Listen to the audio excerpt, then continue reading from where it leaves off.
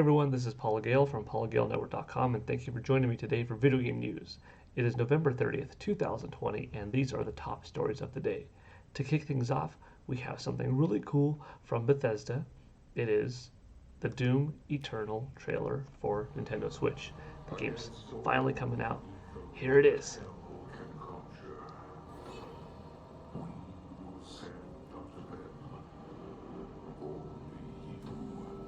There's Doomslayer.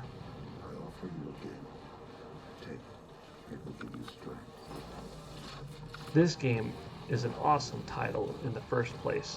When it came out on other consoles and PC back in March, right alongside Animal Crossing, I really enjoyed it. It's solid. It should be played if you are a fan of first-person shooters, regardless of the platform that you are playing it on. Just check it out. It's good. But I'm happy to say that the Nintendo Switch build looks really promising. Bethesda and Panic Button did a pretty great job as far as I'm concerned. December 8th, 2020. Maybe we'll get a nice paused image on Doomslayer walking forward. Yeah, there you go. Yeah, looks solid. The frame rate seemed consistent. We have yet to play the game ourselves though, so we don't know just how well is it going to, handle itself in high enemy zones with lots of effects and things blowing up all over the place.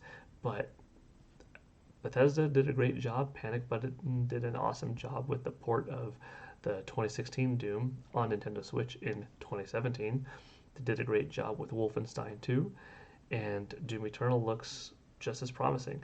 If it's done as well, this game, as those other two were, then I would be very pleased.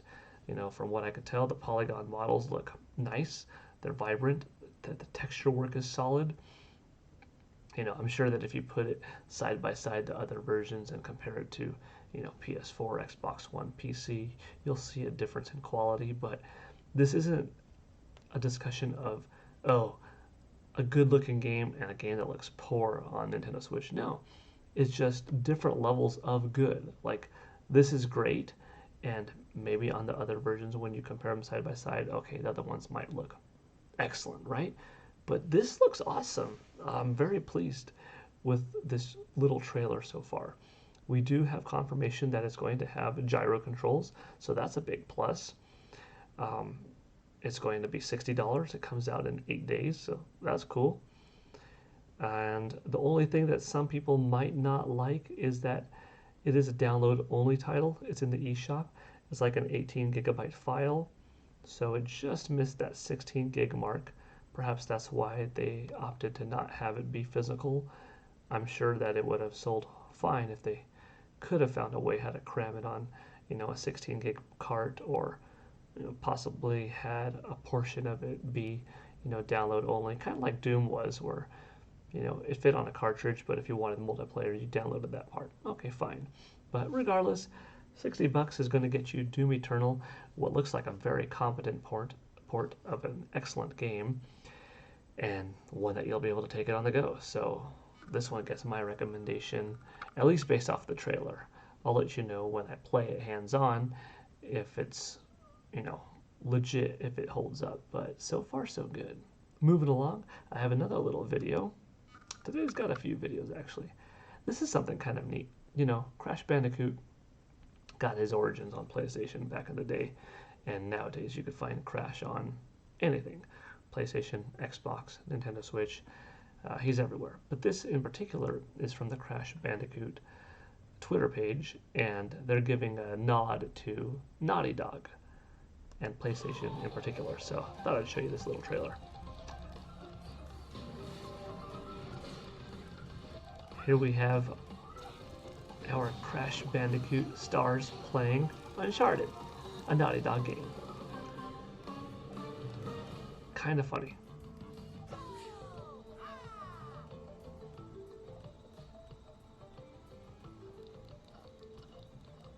Great to see friends helping friends this holiday season.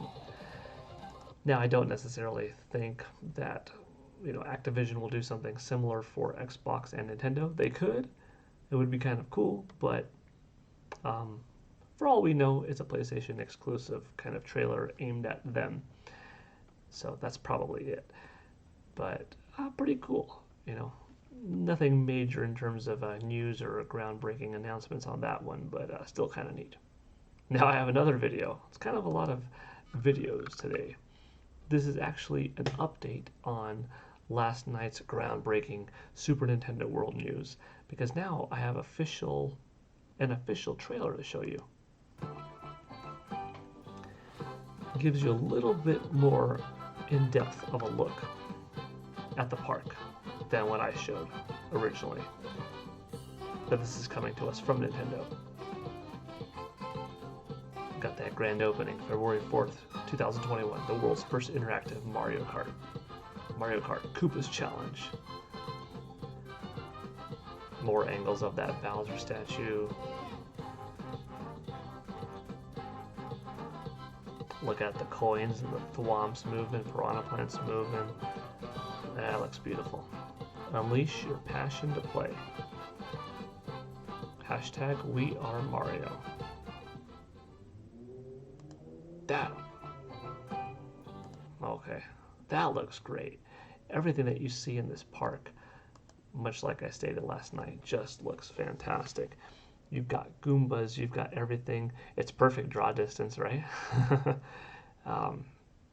This gives me a lot of hope for our eventual CGI Super Mario film.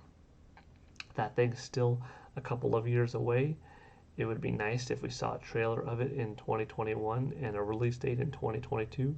I think that if Nintendo plays its cards right, they could have something really special. I mean, so much of what Nintendo does is really like the heart and the soul of the industry, you know? They really give a lot of that special feeling. Part of that comes from the charm that their games have because they are really good. And part of it comes from nostalgia because they have been around the longest and have most consistently done the most with their beloved IP, right? So Nintendo's got a special place in the video game industry, at least in my opinion. And I think with the debut of a new, hopefully hit Mario CGI film, one of these parks opening up in either California or Florida, and a new Mario game that's, either an excellent Mario title for Nintendo Switch or Nintendo Switch 2, whenever this all lines up, coming out at around the same time, within 6 weeks or so apart, could just be one blockbuster summer. Could you imagine that? Let's say hypothetically, a park opens up in one of those other two territories, because this one obviously is coming in February next year, but in one of the other territories, a new park opens up. 6 weeks or so later, the movie comes out. 6 weeks or so later, you have the brand new, Super Mario Odyssey 2 or Super Mario Galaxy 3. Like, that's a really awesome 3-month window of amazing Mario stuff that's just going to be trending all over the world, and perfect recipe for success, however you want to stagger them. Also, we have a new Nintendo World Store, which will be called Nintendo Hollywood Store, unless if the title changes. Paul Gale Network actually had the exclusive on that a couple of years ago. I learned about it at E3 and eventually got a little bit more information. However, even before the pandemic hit, things were not lined up properly with where exactly at Universal Studios Hollywood would Nintendo have this store. Would it be in the park, on City Walk, outside the park but not City Walk? A couple of different territories were talked about, but it's supposed to be a big store. It's going to be kind of like the New York store, but in Hollywood. Could they even go, the debut of a store, a theme park, a movie, and a game? We'll see. But I will officially report on that when more comes to it, For now, it's an exclusive scoop of mine, and it hasn't been talked about by Nintendo themselves publicly, but I'm excited for that as well. And finally, today, look at that park. Awesome. Okay, finally today, you could find this information anywhere. In particular, I'm using the press release as it's presented on GoNintendo.com. GoNintendo.com is run by a good friend of mine, Kevin Cassidy. You know, I was a big fan, reader, supporter of Go Nintendo back in the day. I got to meet Kevin at E3, and you know, we've met up at several E3s over the years. Um, he's a supporter of Paul Gale Network and me of Go Nintendo. And anyways, he's got a great site, a great community, and you know, when I'm thinking, well, I want to talk about this Nintendo press release today, where should I go? I went to GoNintendo.com. So if you want to check out more Nintendo information in article form, go there. But anyways, where I'm reading this in particular right now, I thought I'd give a shout out to GoNintendo.com. Although you can read this press release anywhere, and that is the Nintendo Switch 11.0.0 update tonight. Several issues were fixed, and usability and stability were improved. That's obviously in there. Always got to have more stability. But let me just read a couple of the things. A new feature that automatically downloads backed up save data was added to the Save Data Cloud. Obviously, that comes with the Nintendo Switch Online service. When using software with the same Nintendo account linked to multiple systems, save data backed up from one console will automatically be downloaded to your other systems. That's very cool. And then to use this feature, it tells you how to do it.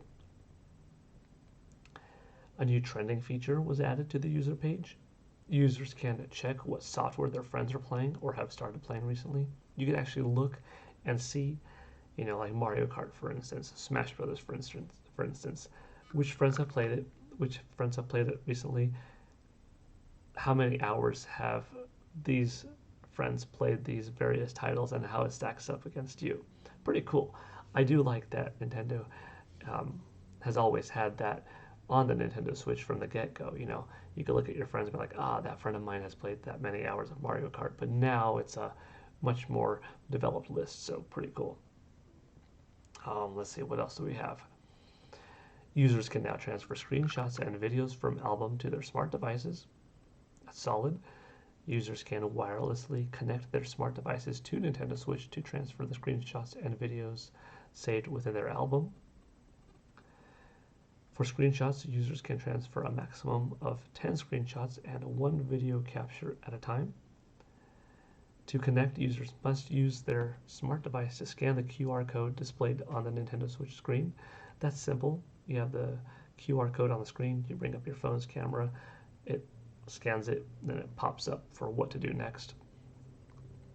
There's a new copy to computer via USB connection feature, which was added. It's in system settings. Go to data management, manage screenshots and videos.